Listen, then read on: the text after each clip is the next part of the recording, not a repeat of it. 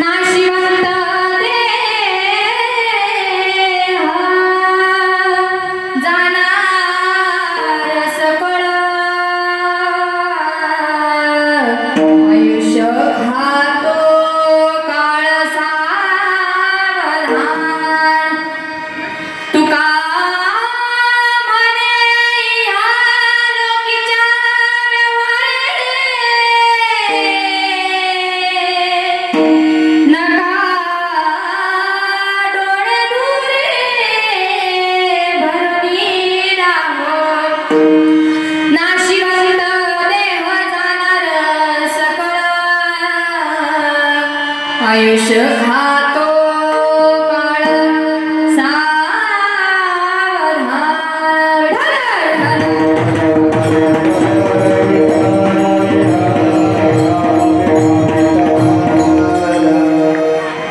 वक्रतुंड महाकाय सूर्यकोटी समप्रभा निर्विघ्नं कुरु मे देव सर्वकार्येषु सर्वदा नमो विठ्ठला राजया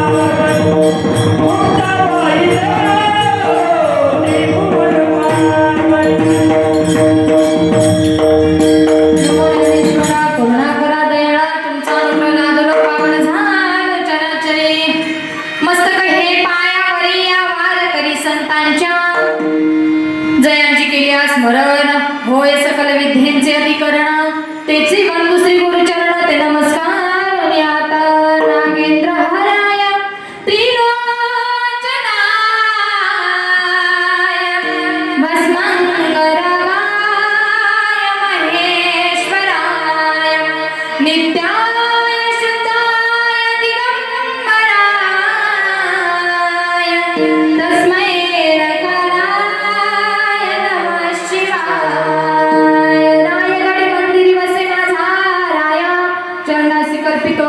काया जगदीश्वराशी जोडली ज्याची ख्याती प्रथम वंदितो तुम्हा छत्रपती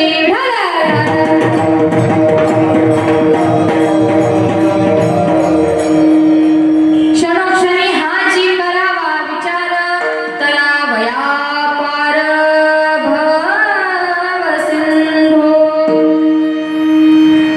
प्रस्तुत प्राप्त कीर्तन रूपी सेवेसाठी निवडलेला अभंग महान भगवत भक्त श्रीमंत संत वैराग्याची महामूर्ती वैराग्याचं ज्वलंत प्रतीक असणारे सदेह वैकुंठाला जाणारे पंचमवेद निर्माते महाराष्ट्राचे भूषण विश्ववंदे जगद्गुरु तुकोबाराय आणि त्याच जगद्गुरु तुकोबारायांचा अभंग उपदेश पर प्रकरणातील अभंग सर्वांना रुचेल पचेल व सर्वांच्या पाठातील असलेला अभंग आजच्या कीर्तन रूपी सेवेसाठी निवडलेला आहे.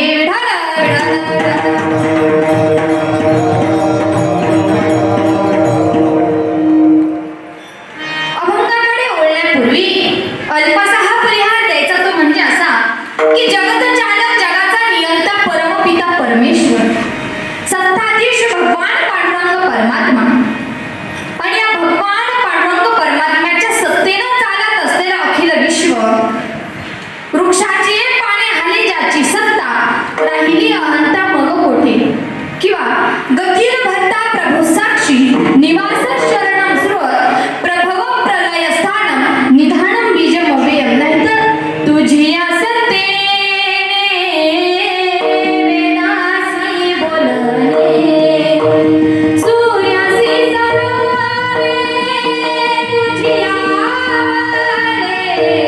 सूर्यासी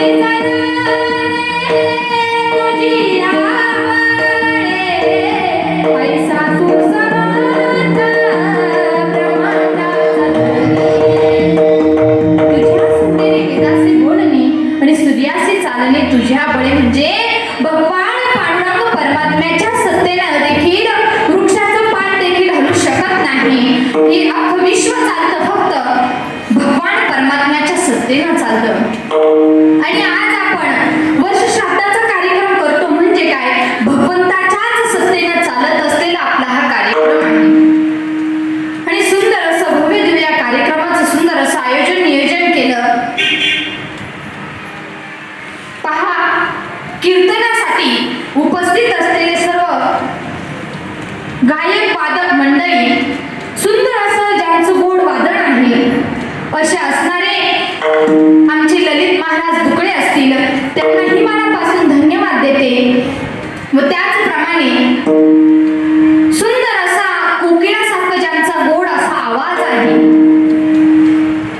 असे असणारे आमचे गणेश महाराज असतील व त्यांच्या तोडीस तोड गाणारे आमचे श्रावण बाबा असतील. सुंदर असा खूप गोड त्यांचा आवाज आहे त्यांना मनापासून धन्यवाद देते.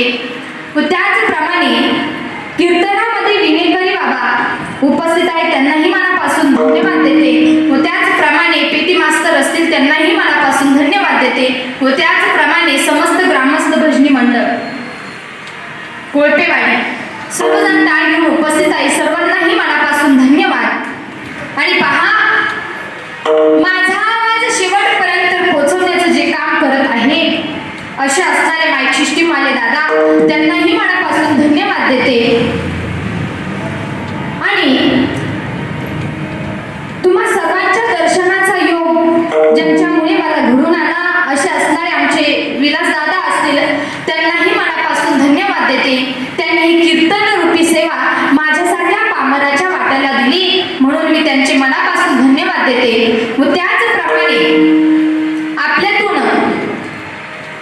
आपल्याला सोडून गेलेल्या त्यांना 1 वर्ष झालं अशा असणाऱ्या पार्वताबाई आईंना आपल्यातून जाऊन 1 वर्ष पूर्ण झालेलं आहे आणि आईंच्या पाठीमागचा असलेला आईंचा परिवार 2 मुलं 12 नातू 2 मुली 2 पुतणे 2 जावाई असे असणारे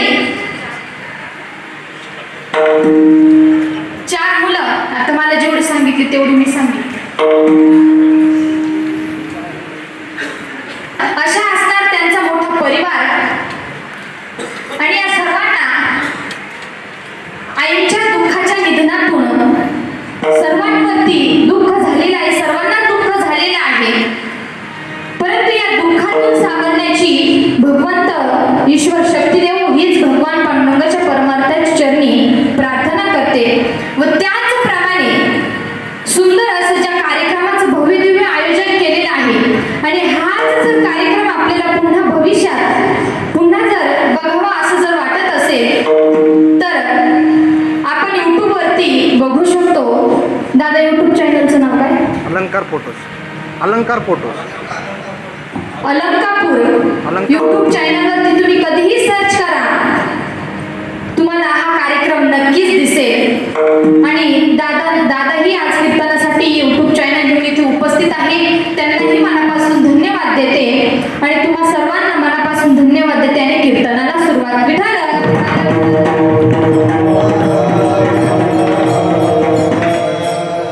पहा, अभंग जगद्गुरु तुकोबरायांचा आहे. आता तुकोबरायांना वैराग्य ही उपाधी का लागलेली आहे तर त्यांनाच वैराग्याची मूर्तिमंत का म्हटले आहे तर विचारसागर ग्रंथामध्ये वैराग्याची सुंदर अशी व्याख्या आलेली आहे. इहलोकापासून तर ब्रह्मलोकापर्यंत अनुकूल असलेल्या भोगाच्या त्यागाच्या इच्छेस वैराग्य म्हणतात. ही झाली वैराग्याची व्याख्या. वैराग्य आणि त्याग यामध्ये फार बदल आहे. वैराग्य कशाला म्हणायचं की एखाद्या गोष्टीचा आपण जर विचारच सोडून दिलाय परंतु ती गोष्ट आपण सोडली, त्या गोष्टीच्या आपल्या मनामध्ये कधीच इच्छा उत्पन्न न होणे त्याला वैराग्य म्हणतात. आणि एखादी गोष्ट जर आपण सोडलेली असेल, ती व्यसन असो काही असो, ते जर सोडलेली असेल परंतु त्या गोष्टीबद्दल आपल्या मनामध्ये इच्छा उत्पन्न होणे त्याला त्याग म्हणतात. त्याग आणि वैराग्य याच्यामध्ये फार जमीन आसमानाचा फरक आहे. अभंग जगद्गुरु तुकोबरायांचा आहे. तुकोबरायांचा अधिकार जर पाहायचं ठरलं, तुकाराम आणि नाम घेता कापेयम. आणि त्याच जगद्गुरु तुकोबरायांचा अभंग आजच्या कीर्तन रूपी सेवेसाठी निवडलेला आहे. तो तुकोबराया अभंगामध्ये सांगतात की बाबा तू क्षणोक्षणाला विचार कर. का? क्षणाक्षणाला विचार करा, परंतु हा काळ आपल्यावरती टपून बसलेला आहे. हा कधी येईल आपल्यावरती घाला घालेल सांगता येत नाही. म्हणून क्षणोक्षणाला विचार कर आणि संतांच्या संगतीत जा, चांगल्यांच्या संगतीत जा. आपल्या जीवनाचं कल्याण करून घ्या, उद्धार करून घ्या. आणि जीवनाला आल्याच्या नंतर फक्त एकच तातडी करा. कोणती? परमार्थाची तातडी करा. संत समागमी धरावी आवडी आणि करावी तातडी परमार्थाची. आणि शेवटच्या चरणात तुकोबराय सांगतात की तुका म्हणे इह लोकीच्या व्यवहारे आणि नकामुळे धुरे भरून राहो. हा संसार रूपी जो धूर आहे तर हा आपल्या डोळ्यामध्ये घालून बसू नका, तर क्षणाक्षणाला विचार करा आणि परमार्थाची तातडी करा. हा झाला अभंगाचा सरळ सरळ भावात. आता सविस्तर पूर्वक चिंतन पाहूया.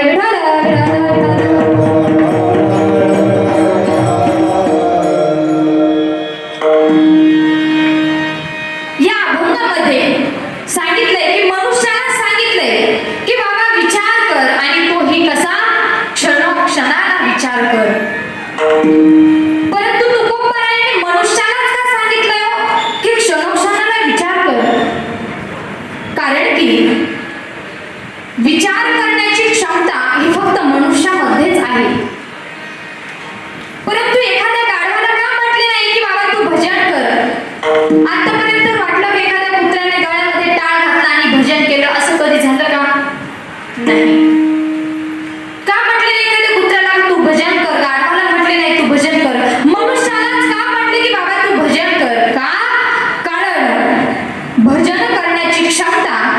विचार करण्याची क्षमता ही फक्त मनुष्यालाच आहे. म्हणून मनुष्याला सांगितलंय की बाबा क्षणोक्षणाला तू काय कर, विचार कर. आणि प्रत्येक क्षणाला, कारण की आपलं आयुष्य कसं आहे, अल्प आयुष्य.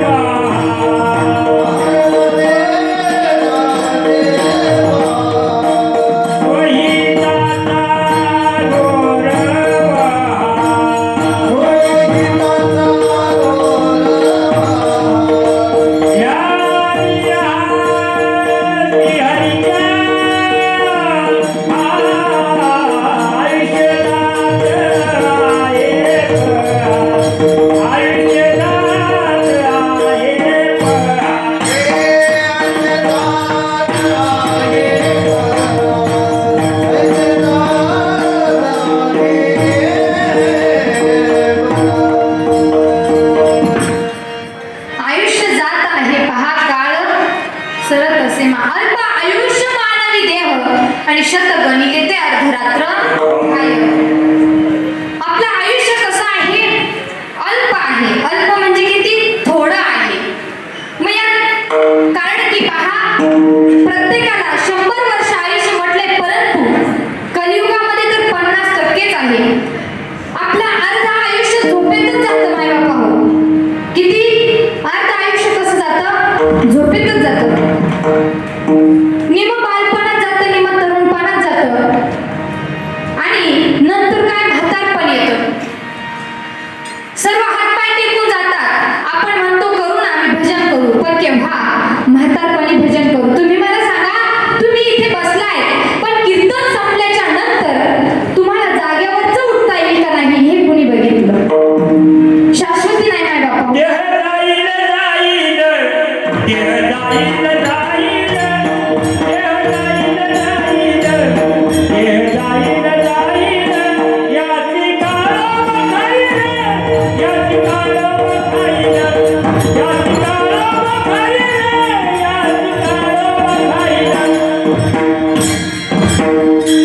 देह जाईल जाईल त्याशी काळोबा खाईल. आपण कुठे होतो, कुठे होतो, झोपले काय, झोपू नका. सकाळची वेळ आहे, काही काहींना झोप येत असते, बरोबर आहे की नाही. पहा, आपलं आयुष्य कसं आहे, अल्प आहे, थोडं आहे. आपण म्हणतो म्हातारपणी भजन करू, परंतु आपल्याला म्हातारपण येईल का नाही हे आपल्याला सुद्धा सांगता येणार नाही. कारण की आपण जेव्हा जन्माला येतो ना, तेव्हाच आपला मृत्यू सुद्धा ठरलेला असतो. फक्त फरक त्यात एवढाच आहे की आपली मृत्यूची वेळ, तारीख, वार हे आपल्याला माहिती नाही. आणि तेच जर आपल्याला माहित असतं ना माय बापा हो, तर आपण एवढं आनंदी जीवन जगलंच नसतं. आपण म्हटलं असतो जाऊ द्या, किती दिवस राहिले, 10 दिवस राहिले, 5 दिवस राहिले, 1 दिवस राहिला, 2 दिवस राहिले, असं म्हणून आपण जीवन जगलं असतो. पण नाही, आपल्याला माहिती नाही, म्हणून बरं आहे. म्हणून म्हातारपणाची अजिबात कुणी वाट बघू नका. कारण की हा जो देह दिलाय ना आपल्याला, तर हा फक्त भगवंताचं नामच नाही.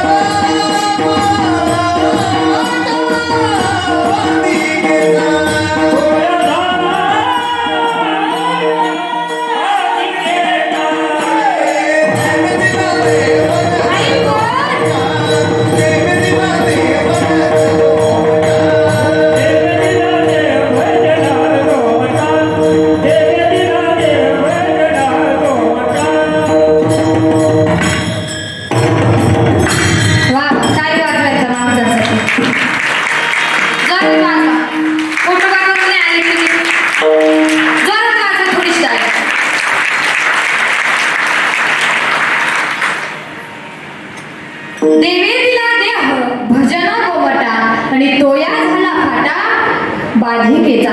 हा देह कशासाठी दिला आपल्याला? भजनासाठी दिलेला आहे. आणि मग आपण जे शरीर आपल्याला ज्याच्यासाठी दिलंय, हा देह भगवंताने ज्याच्यासाठी आपल्याला दिला आहे, तर योग्यच आपण वापर केला पाहिजे आणि योग्य वेळेत आपण योग्य विचार केला पाहिजे. अभंगाचं प्रथम चरण.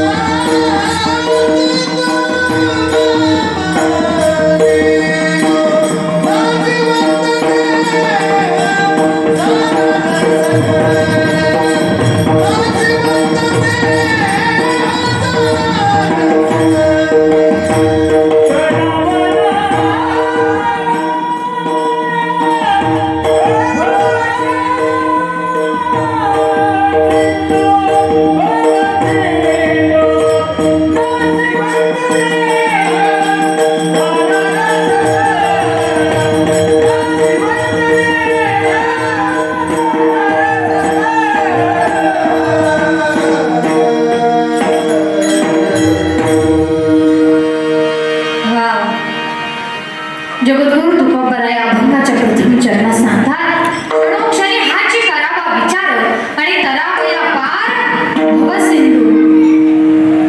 तर या संसाररूपी भवसागरातून आपल्याला काय व्हायचं आहे? तरुण जायचं आहे. पण त्यासाठी आपल्याला अगोदर काय करावं लागेल? भजन करावं लागेल. कारण की माय बापा हो, आपण क्षणोक्षणाला विचार केला पाहिजे की काय खातो, काय पितो, कुठे आहे, काय करतो, याचा आपण विचार केला पाहिजे. सर्व गोष्टी, प्रत्येक गोष्ट करताना आपण विचार करूनच केलं पाहिजे. कारण की जी विचार करून जी गोष्ट आपण केलेली असते ती कशी असते? यशस्वी ठरते. परंतु निर्णय न घेता, विचार न करता, एक विचार न ठेवता तो निर्णय काय होत असतो? अचूक ठरत असतो. म्हणून आपण जीवन जगत असताना आपला एक विचार पाहिजे.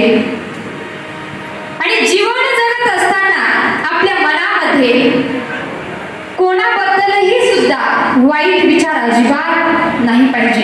कारण की आपण जर समोरच्या बद्दल आपल्या मनामध्ये जर वाईट विचार असतील, आपल्या मनात जर पाप असेल, तर ते मोठं पाप आहे माय बापा हो. त्यामुळे कोणाही बद्दल विचार जर करायचा असेल ना, तर कधीही सुद्धा आपण चांगलाच विचार करायचा. समोरच्या बद्दल जर आपण चांगला विचार ठेवला तर आपलंही सुद्धा काय होत असतं? चांगलं होत असतं. म्हणून आपले आचार विचार कसे पाहिजे? शुद्ध पाहिजे. आणि जीवन जगत असताना ज्याप्रमाणे या कलियुगामध्ये सर्पाचं अन्न ज्याप्रमाणे बेडूक आहे ना, त्याप्रमाणे या काळाचं अन्न आपण बनलेलं आहोत. म्हणून काळ हा आपल्यावरती टपून बसलेला आहे. काळाची उडी पडेल ना जेव्हा आणि सोडविना तेव्हा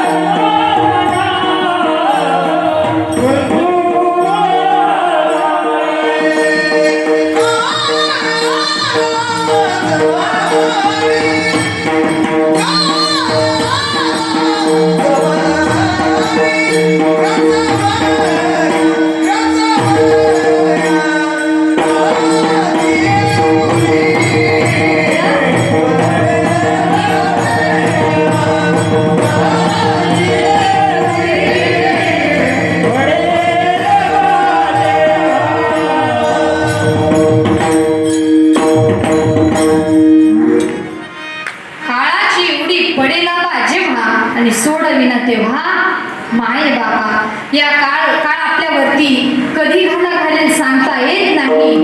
म्हणून आणि जीवन जगत असताना आपल्याला सोडवणूक करायचे. आपुली आपण करा सोडवण आणि संसार बंधन तोडावे. कारण की हा संसार कसा आहे माय बापा हो, दुःख मूळ आहे. संसार दुःख मूळ, चवीकडे इंगळ, विश्रांती नाही कोठे, रात्रंदिवस तळमळ. दुःख बांधवरी आहे या संसार, दुःखाचा विचार नाही कोणी, दुःखाचा विचार नाही कोणी, दुःखाचा विचार नाही कोणी. भागवडी आहे या संसार, दुःखाचा विचार नाही कोणी, दुःखाचा विचार नाही कोणी, दुःखाचा विचार नाही कोणी. वडी आहे हा संसार आणि सुखाचा विचार नाही कोठे. कितीही जरी या संसारामध्ये आपण सुख शोधण्याचा प्रयत्न केला ना, परंतु आपल्याला या संसारामध्ये सुख अजिबात मिळणार नाही. अहो तुम्ही जीवन जगत असताना तुम्हाला जर 10% जर सुख असेल आणि त्यामध्ये जर फक्त 1% सुख असेल ना, तर किती 10% जर सुख असेल आणि 1% जर दुःख असेल ना, तर त्या 10%ना हे 1% सुख अजिबात उपभोगू देत नाही. म्हणून या संसारामध्ये गुरफटून राहण्यापेक्षा आपण काय करायला पाहिजे, तर परमार्थाची तातडी करायला पाहिजे. भगवंताला आपण शरण गेलं पाहिजे. वेळोवेळी भगवंताचं आपण नामस्मरण केलं पाहिजे. का? कारण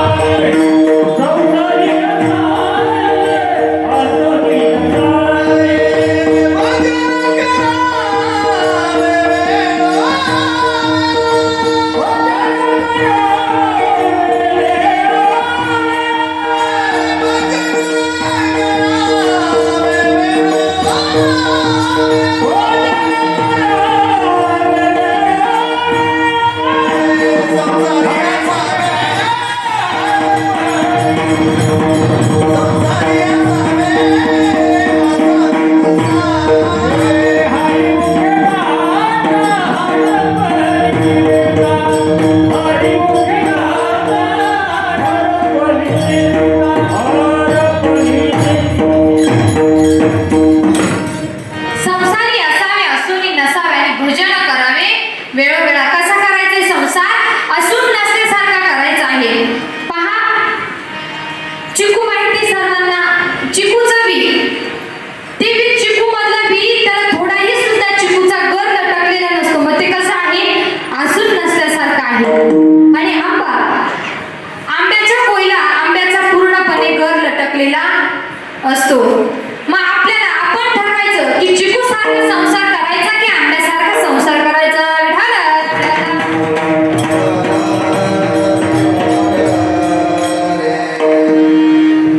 कारण की आपण संसारामध्ये कितीही जरी म्हटलं ना, माझं माझं माझं किती म्हटलं ना, इथं कुणीच कुणाचं नाही माहिती. आपण जन्माला आल्यापासून कधी एकदा तरी म्हटलंय का देवा तू माझा आणि मी तुझा, असं म्हटलंय का? म्हटलंय का? नाही, म्हणणारच नाही आपण. उलट आपण असं म्हणतो, काका माझा, मावशी माझी, मामा माझा. माय बापू ह्या जगात कुणीच कुणाचं नाही. म्हणून तुकोबरायांनी प्रमाण दिलंय, नाही रे नाही कोणाचे कोणी, नाही रे नाही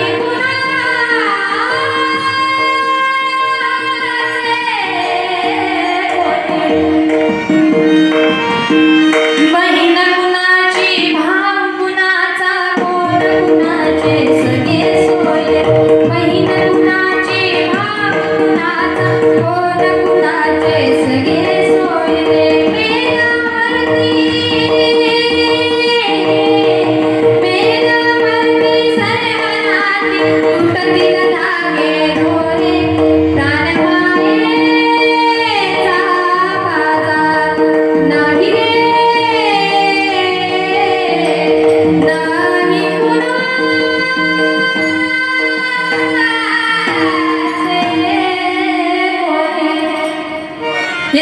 कुणीच कुणाचं नाही माय बाबा हो. फक्त आपल्याकडे जर प्रॉपर्टी असेल, धन दौलत जर असेल ना, तर फक्त तो आपल्या जवळचा कुणी पाहुणा जरी नसला ना, तरी तो म्हणतो की माझे खूप जवळचे पाहुणे आहेत. आणि तीच तुमची प्रॉपर्टी थोडीशी कमी होऊ द्या हो. जो म्हणतो ना की हे माझे जवळचे पाहुणे आहेत, उद्या तोच म्हणतो की माझे खूप दुरून पाहुणे लागतात. असे या कलियुगामध्ये आहे माय बाबा. म्हणून या जगात फक्त आपलं दुःख ऐकणारा, आपल्या संकटाच्या प्रत्येक वेळी धावून येणारा कोण असेल ना, फक्त माझा भगवान पांडुरंग परमात्मा आहे माय बाबा. आणि तुम्ही त्यालाच म्हणा की विठ्ठल माझा माझा माझा माझा विठ्ठल माझा, मी विठ्ठलाचा, विठ्ठल माझा माझा माझा माझा विठ्ठल माझा, मी विठ्ठलाचा, विठ्ठल माझा माझा माझा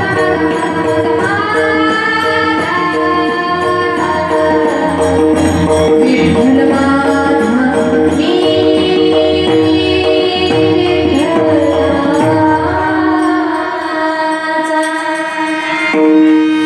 कोण आहे माय बापा हो? फक्त भगवान पांडुरंग परमात्मा आपला आहे. तर या जगात कुणीच नाही कुणाचं. म्हणून जीवन जगत असताना प्रत्येक क्षणाला विचार करा का हा देह कसा आहे आपला, नासकाय कुचकाय याची शाश्वती नाही, गॅरंटी नाही. कारण की हे शरीर म्हणजे आपलं काय आहे, भाड्याचं घर आहे. हे एक ना एक दिवस आपल्याला खाली करून द्यावं लागेल. पण केव्हा, जेव्हा घर मालकाचं नोटीस आलं की हे घर आपल्याला खाली करून द्यावं लागतं. म्हणून हा देह कसा आहे, अभंगाचं दुसरं जीवन.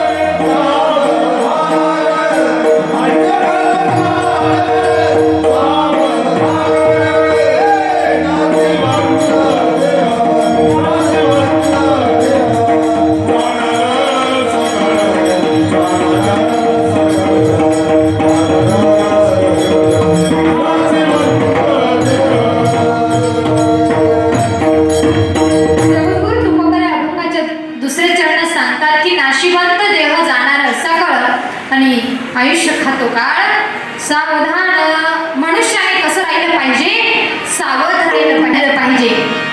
पहा, आपण रस्त्याने चालत असताना रस्त्यावरती काय असते, बोर्ड लावलेला असतो, सावधान पुढे शाळा आहे, सावधान पुढे काय आहे, गाव आहे. मग त्याचप्रमाणे आपणही सुद्धा कसं राहिलं पाहिजे, सावधान राहिलं पाहिजे.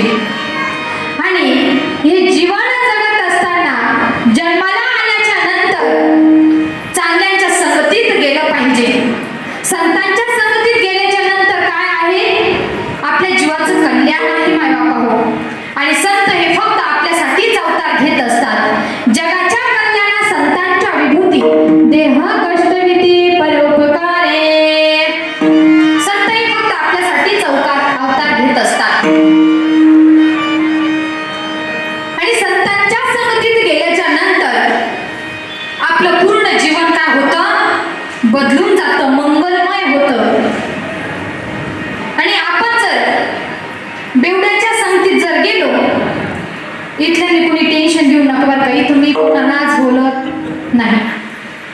आपण बेवड्याच्या संगतीत गेलो की बेवडाच होतो, कीर्तनकाराच्या संगतीत गेलं तर कीर्तनकारच होतो. म्हणून आपण ठरवायचं की आपल्या जीवाचं कल्याण आपल्याला कशा पद्धतीनं करता येईल, की कुणाच्या संगतीत गेल्याच्या नंतर आपला उद्धार होईल हे आपल्याला कळायला पाहिजे. म्हणून साधू संत महात्म्यांनी आपल्यासाठी अवतार घेतला आणि आपल्याला उपदेश केला की बाबा क्षणोक्षणाला विचार कर का, कारण हा देह नाशिवंत आहे आणि तू संसाराची तातडी न करता कोणती तातडी करायचंय तर अभंगाचं तिसरं चरण.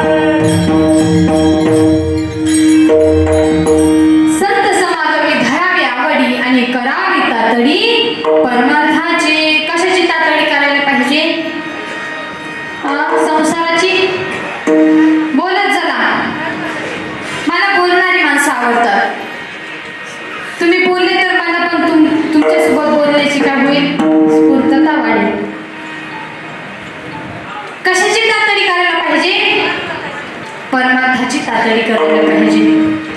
मग जीवनात आल्याच्या नंतर फक्त आपण भगवान परमात्म्याला आपला हा देह काय करायचा आहे, समर्पित करायचा आहे.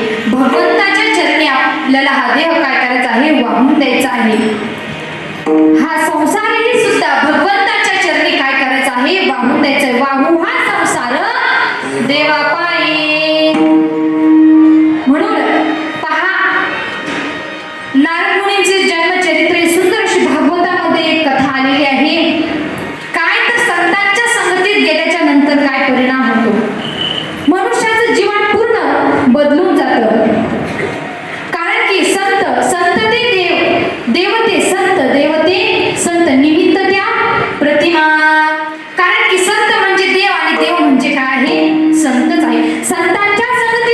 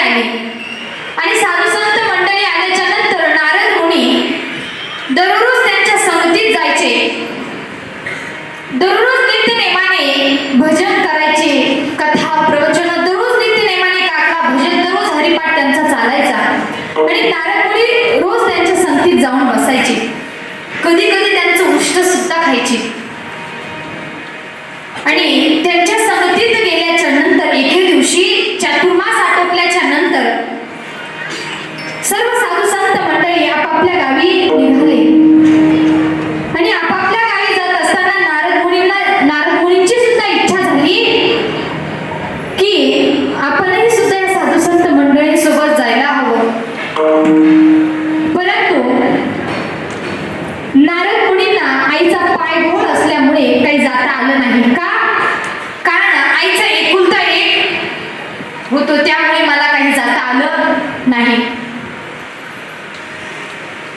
परंतु काही कारणास्तव आई शेतात गेल्याच्या नंतर रात्रीच्या वेळी आईला सर्पदंशाने आई मरण पावली आणि नारद मुनी आईच्या मायामोहातून त्यांची सुटका झाली आणि जो त्या साधू संत महात्म्यांनी जो उपदेश केलेला होता, जो अनुग्रह दिलेला होता, त्याचंच चिंतन करत करत नारद मुनी जंगलात निघाले आणि जंगलामध्ये एक मोठं असं पिंपळाचं झाड होतं आणि त्या पिंपळाच्या झाडाखाली पद्मासन घालून बसले आणि जो साधू संत महात्म्यांनी जो अनुग्रह दिलेला होता त्याचं चिंतन करीत भगवंताची तेवढ्यात तिथे आकाशवाणी झाली. कारण की नारद मुनींनी साधू संत महात्म्यांच्या संगतीत राहून त्या अनुग्रह दिल्याचं तो चिंतन करीत भगवान परमात्म्याचं नामस्मरण करीत भगवंताला समर्पित झाले होते. परंतु अजून जे काही विकार आहेत ते अजून बाजूला करावे लागतील, तेव्हा तुला माझी प्राप्ती होईल असं भगवंतांनी नारद मुनींना सांगितलं. आणि जेव्हा ही सृष्टी ब्रह्मदेव आपल्या स्वतःमध्ये समाविष्ट करत असताना तेव्हा नारद मुनींनीही सुद्धा त्यांच्यामध्ये प्रवेश केला आणि पुढच्या जन्मी काय झाले, नारद मुनी म्हणून जन्माला आले. हा संत संगतीचा परिणाम आहे मायबापा. म्हणून संतांची संगत आपण केली पाहिजे.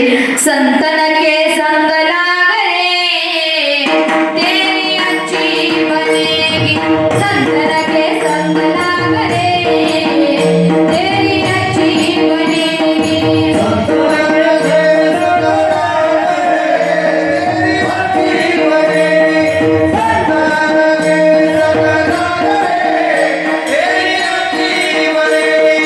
अच्छी बनेगी तेरी बिगड़ी बनेगी, अच्छी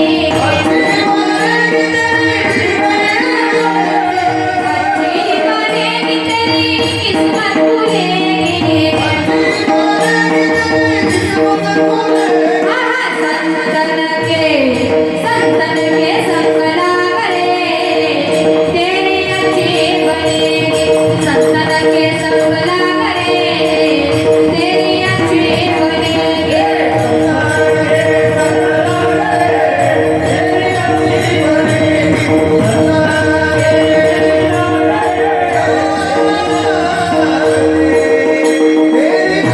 बनेगी. संतन के संग लागले तेरी अच्छी बनेगी, अच्छी बनेगी तेरी बिगड़ी बनेगी, अच्छी बनेगी तेरी किस्मत खुलेगी. संतन के संग लागले तेरी अच्छी बनेगी, संतन के संग लागले तेरी अच्छी बनेगी. झालं.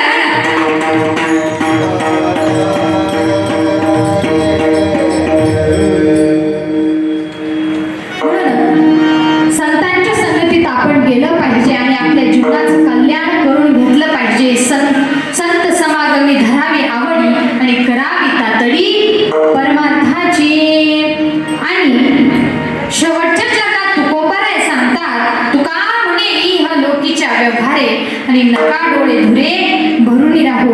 या लोकामध्ये या संसार रूपी धूर आपल्या डोळ्यामध्ये घालून बसू नका, दुःख करत बसू नका. तर काय करायचं आहे, भगवंताचं नामचिंतन करून भगवंताला शरण जायचं आहे. अभंगाचं शेवटचं तुका बरही ह्या लोकीच्या व्यवहारे, तुका बरही ह्या लोकीच्या व्यवहारे.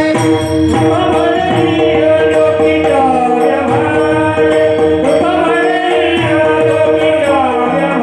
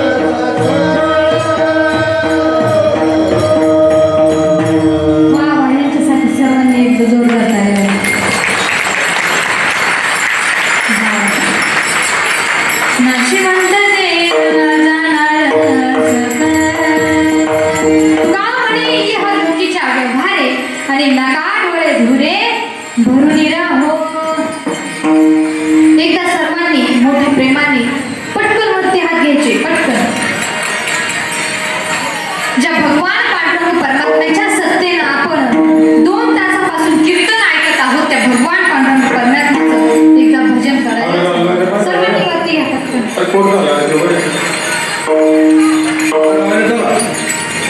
घ्या पटपट वरती घ्या. टाळ बरं राहू द्या अशीच, आम्ही जेवण करून येतो. घ्या पटकन वरती हात लगेच खाली घेतले. विठो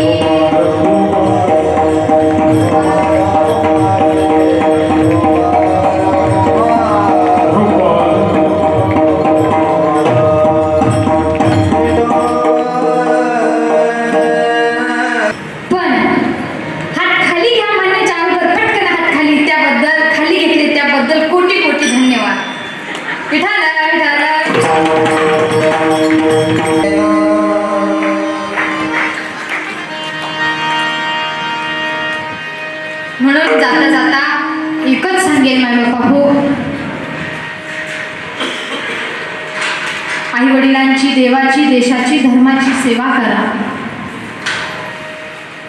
यातच आपलं मोठं पुण्य आहे. आणि आई वडिलांची सेवा करा. का? जेव्हा भक्त पुंडलिकाने आई वडिलांची सेवा केली ना, तेव्हा त्याचं पूर्ण पाप काय झालं? नष्ट झालं. परंतु आईबाप म्हणजे काय हे अगोदर आपण जाणून घ्या. परंतु आईबाप म्हणजेच काय हे आपल्याला अजून माहिती नाही. अहो, आईबापासारखं दैवत दुसरं कोणतंच नाही. ते म्हणजे आईबाप आहे. आईबाप म्हणजेच आपले देव आहे. आईबाप म्हणजेच आपले गुरु आहे. ज्यांनी अनमोल असा जन्म दिला असे असणारे आपले आई वडील, त्या आई वडिलांना जीव लावा. घराच्या बाहेर काढून देऊ नका. वृद्धाश्रमात टाकू नका. सर्वांना, काकाला, मामाला, बाबाला, आईला, मावशीला, सर्वांना एवढीच विनंती आहे की आपल्या आई वडिलांना जीव लावा माय बापा हो. कारण की जरी सुद्धा आपल्याला जरी भगवंताने नरदेह दिलाय ना, तर आपल्याला आई वडिलांनी जन्म दिलेला आहे. अहो, 9 महिने 9 किलो वजनाचा गोळा 9 महिने आई पोटात वागवत असते. त्या आईचे आपल्यावरती किती मोठे उपकार आहेत हे आपण अगोदर जाणून घ्या. जेव्हा आपण आई होतो, वडील होतो ना, तेव्हा आपल्याला कळतं की आई म्हणजे काय असतं. अहो, आई म्हणजे आ म्हणजे आत्मा, ई म्हणजे ईश्वर, तिला आई म्हणतात. आई दुधावरची साय असते, तर बाप नंद्याचा पाय असतो नाही बापा. आई वडिलांना वृद्धाश्रमात टाकू नका. त्यांचा सांभाळ करा. तुम्ही जेवढं काही पाप केलेलं असेल ना माय बापा हो, तेवढं सगळं या आई बापाच्या सेवेने नष्ट होईल. म्हणून त्यांना सांभाळ करा, जीव लावा. अहो, आई म्हणजे संतांना आईची उपमा दिलेली आहे, फुकट नाही दिली. माझ्या माऊली ज्ञानोबर आहे ना, माऊली म्हटले आईची उपमा दिली. आई म्हणजे मायेचा सागर आहे. अहो, आई आपल्यावरती कितीही जरी रागवली, कितीही जरी मारलं ना आपल्याला, पण आई ती आई असते. प्रत्येक आई वडिलांना असं वाटत नाही की माझ्या लेकराचं वाईट व्हावं. प्रत्येक आई वडील त्याचं चांगलं कसं होईल, त्याचं कल्याण कसं होईल हाच हेतू करत असतात. माय बापा एवढी मोठी प्रॉपर्टी कमवतात, घर, बंगला, गाडी, एवढी मोठी प्रॉपर्टी कमवून ठेवतात. कोणासाठी? फक्त त्यांच्या लेकरासाठी कमवून ठेवतात. झालेलं असतं त्यांचा पूर्ण संसार झालेला असतो, परंतु असं वाटतं की नको, लेकराचा विचार करतात. आपण आई वडिलांना किती जीव जरी नाही लावलं, पण शेवटपर्यंत त्या आईची आणि बापाची त्या लेकरावरती माया असते, प्रेम असते. शेवटच्या श्वासापर्यंत प्रेम करत असतात. त्यांना आई वडील म्हणतात. म्हणून आई हा कधी आटणारा सागर नाहीये. आई म्हटलं की अहो, आई म्हणजे काय? ज्याला आई नाही ना, त्याला विचारा आईची किंमत काय असते. जोपर्यंत आई वडील आहे ना, तोपर्यंत आपल्याला त्यांची किंमत कळतच नाही हो, अजिबात कळत नाही. परंतु जेव्हा ते आपल्या जीवनातून निघून जातात ना, तेव्हा आपल्याला कळते त्यांची किंमत काय असते.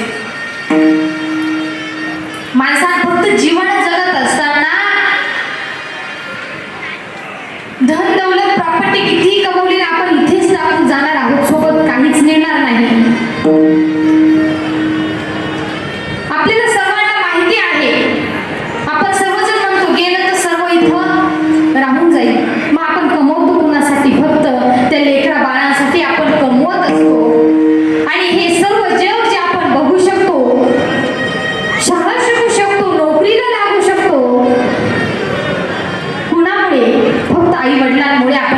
जग बघू शकतो. त्या आई वडिलांचे आपल्यावरती फार उपकार आहे. आपण 7ही जन्म घेतले ना तरी सुद्धा ते फिटणार नाही असे आपल्या आई वडिलांचे आपल्यावरती उपकार आहेत. अहो मुलगा जर बाहेर गेला ना 4 वेळेस विचारते आई की बाळा तू काही खाल्लंस का, बाळा तुझी तब्येत बरी आहे का. 4 वेळा विचारणारी आपली ती आई आहे, ती माय माऊली आहे. आईसारखं दैवत या जगात दुसरं कोणतंच नाही माय बापा. कुठेही जरी शोधलं ना परंतु तुम्हाला कुठेच सापडणार नाही असे आईचं दैवत आहे. माय बापा आई म्हणजे काय. अहो त्या आईचा एका माता माऊलीचा जर जीवनसाथी जर तिच्या आयुष्यातून जर निघून गेला ना तर तिला एकदा का घरामध्ये सून आली की मुलगा फक्त बायकोच ऐकत राहतो, आई वडिलांची अजिबात सेवा करत नाही. अहो तिचा जीवनसाथी जर गेला ना तर त्या आईला कोणी विचारत सुद्धा नाही की आई तू जेवण केलं का. आई अगं आई तू गोळ्या घेतल्यास का, आई तुला बरं वाटतं का, असं कोणी सुद्धा विचारत नाही. पण तरीही सुद्धा ती आई आपल्यावरती प्रेम करत असते. निस्वार्थ आणि विनामूल्य जर प्रेम करणारी कोण आहे ना तर फक्त आपले आई वडील आहे. म्हणून तर म्हटलंय आईला की आईसी कळवळ्याची जाती आणि करी लाभाविन प्रीती. म्हणून आई वडिलांना जीव लावा, त्यांचा सांभाळ करा, वृद्धाश्रमात टाकून देऊ नका. कारण की जेवढी तुम्ही एक कितीही जरी कीर्तन ऐकले, किती प्रवचन ऐकले, कितीही देवाचं भजन केलं परंतु आई वडिलांची जर सेवा करत नसाल ना तर तुमचं एवढं करून काहीच उपयोग नाही माझ्या बाबा, पूर्ण व्यर्थ आहे.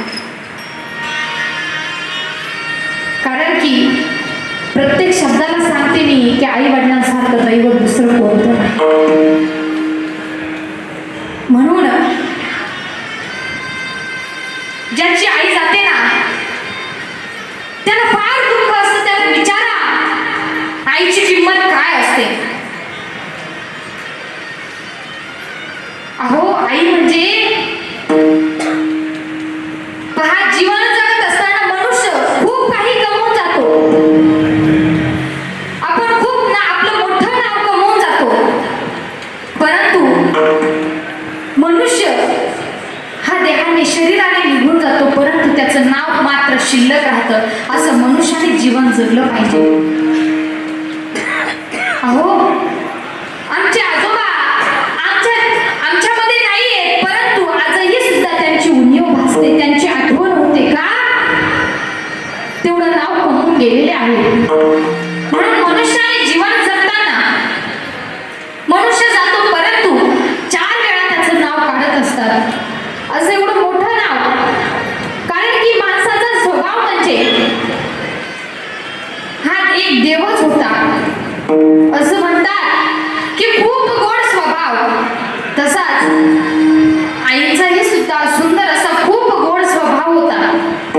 कोणीही जरी नाव काढलं ना तरी म्हणतात की आईचा स्वभाव म्हणजे सर्वांच्या बोलण्यातूनच कळतो, प्रत्येकाच्या शब्दातूनच उमटतो की आईचा स्वभाव कसा होता. म्हणून माय बापा हो त्या आईसाठी फक्त एकच कविता म्हणते. त्या आई आपण म्हणतो आई कुठे गेली तू, ये ना आई मला करमत नाही, ये ना आई मला झोप येत नाही. आई कुठे गेली तू, कुठे शोधू आई मी तुला. माय बापा हो आई ही परत येण्याच्या ठिकाणावर जात नसते. कोणताच व्यक्ती जाण्या येण्याच्या ठिकाणावरती जात नसतो. म्हणून त्या आईसाठी फक्त एकच कविता म्हणते.